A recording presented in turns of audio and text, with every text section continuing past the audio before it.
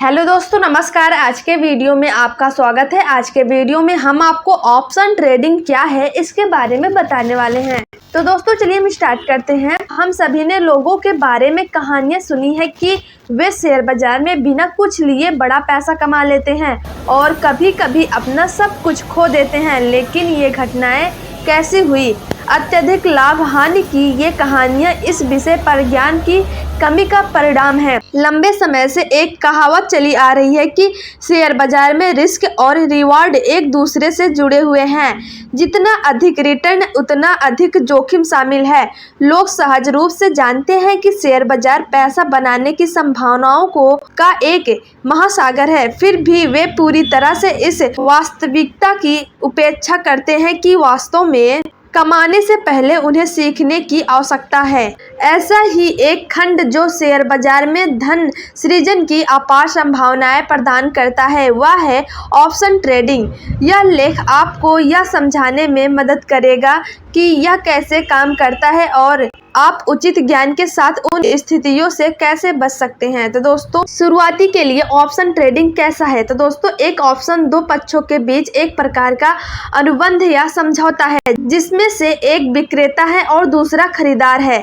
अनुबंध एक निश्चित अवधि के लिए मान्य होता है जिसमें हमारे पास एक अंतर्निहित संपत्ति होती है जो समझौते को एक साथ रखती है। अंतर्निहित संपत्ति स्टॉक, रियल एस्टेट, कीमती धातु कुछ भी हो सकती है जिसे निवेश के रूप में माना जा सकता है और आपके निवेशित धन को गुणा करने की क्षमता है। ऑप्शनों में खरीदार समझौते में उल्लिखित उस विशेष समय के लिए अंतर्निहित परिसंपत्ति में लॉक करने के लिए एक टोकन या प्रीमियम राशि का भुगतान करता है जिसे खरीदार समझौते के परिपक्व होने के बाद खरीद सकता है। तो दोस्तों सहमत अवधि समाप्त होने के बाद खरीदार अपनी स्थिति का मूल्यांकन करता है। यह निर्धारित करता है कि क्या वे लाभ या हानि में हैं और फिर निर्णय लेते हैं कि समझौते के साथ आगे बढ़ना है या नहीं। ऑप्शनों में खरीदारों को विक्रेता को एक गैर वापसी योग्य प्रीमियम राशि का भुगतान करना होता है और समझौते में तय नियमों और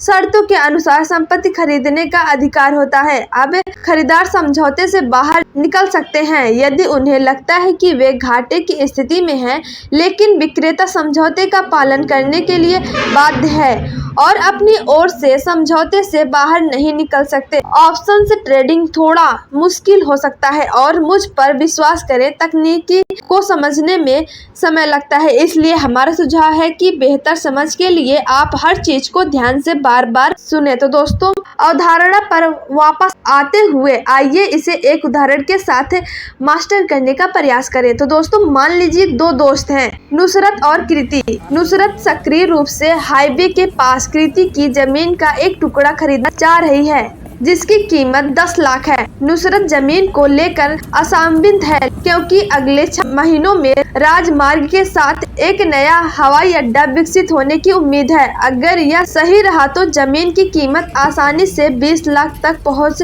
सकती है। हालांकि अगर खबर झूठी है तो जमीन की कीमत 5 लाख रुपए तक गिर सकती है। चूंकि जानकारी की पुष्टि नहीं हुई है, परिणाम सकारात्मक और नकारात्मक दोनों हो सकते हैं और सिर्फ अटकलों पर जमीन खरीदना एक बड़ा जुआ होगा। तो नुसरत एक समझौते के साथ आती है जहां यह नुसरत और कृति दोनों के लिए जीत जीत है। तो दोस्तों नुसरत कृति को 1 लाख की गैर पराक्राम्य और गैर वापसी योग्य प्रीमियम राशि का भुगतान करती है और 6 महीने के लिए जमीन पर ताला लगा देती है। 6 महीने के बाद अगर लाभदायक समझा जाता है तो नुसरत कृति को जमीन के लिए 9 लाख रुपए का भुगतान करेगी या शायद नहीं। अगर सौदा नुसरत के लिए घाटे का सौदा है क्योंकि वह यहाँ की खरीदार है। किसी भी स्थिति में कृति समझौते से बाहर नहीं निकल सकती क्योंकि वह यहाँ विक्रेता है। एयरपोर्ट की खबर की माने तो 6 महीने बाद जमीन की कीमत बढ़कर 20 लाख रुपए हो जाएगी,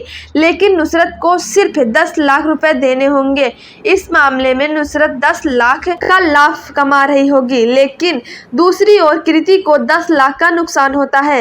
एयरपोर्ट की खबर झूठी हुई तो 6 महीने बाद जमीन की कीमत घटकर 5 लाख हो जाएगी। पिछली स्थिति की तरह नुसरत को जमीन के उस टुकड़े के लिए 10 लाख का भुगतान करना होगा। अब वह पहले ही टोकन राशि के रूप में कृति को 1 लाख का भुगतान कर चुकी है, जो अप्रतिदेय है। नुसरत या तो 1 लाख रुपए टोकन राशि का नुकसान झेल सकती है और समझौते से बाहर हो सकती है, या 10 लाख में जमीन खरीद सकती है और नुकसान उठा सकती है। तो दोस्तों, आप अंदाजा लगा सकते हैं कि नुसरत ने क्या किया होगा। वह स्पष्ट रूप से 1 लाख रुपए के नुकसान के साथ अनुबंध से बाहर हो गई और कृति को नुसरत द्वारा भुगतान की गई जमीन और टोकन राशि को अपने पास रखना पड़ा। यह एक ऑप्शन अनुबंध का एक उत्कृष्ट उदाहरण है। नुसरत यहाँ एक उच्च लाभ उच्च हानि की स्थिति में है, लेकिन उसने कुछ बुद्धिमान सौदे किए और अपने नुकसान को केवल 1 लाख तक कर दिया, जहां उसे लगभग 10 लाख का नुकसान हो सकता था।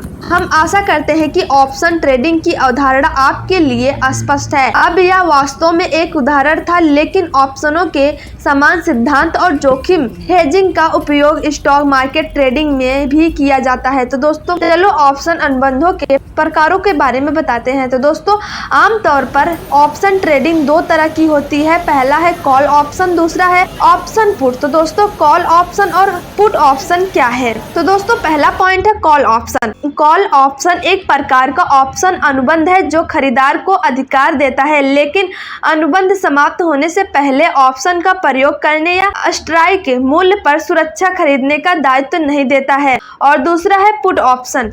पुट ऑप्शन एक प्रकार का ऑप्शन अनुबंध है जो खरीदार को अनुबंध समाप्त होने से पहले स्ट्राइक मूल्य पर सुरक्षा बेचने का अधिकार देता है, लेकिन दायित्व नहीं। हमें ऐसा करने के लिए किसी दूसरे के बिना खरीदने या बेचने का अधिकार मिलता है, इसलिए हमें ऑप्शन विक्रेता को प्रीमियम का भुगतान करना होगा। तो दोस्तों, अगर वीडियो पसंद आए तो वीडियो को लाइक, शेयर और चैनल को सब्सक्राइब करना ना भूलें और बेल आइकन वाले बटन को दबाना बिल्कुल ना भूलना। धन्यवाद दोस्तों।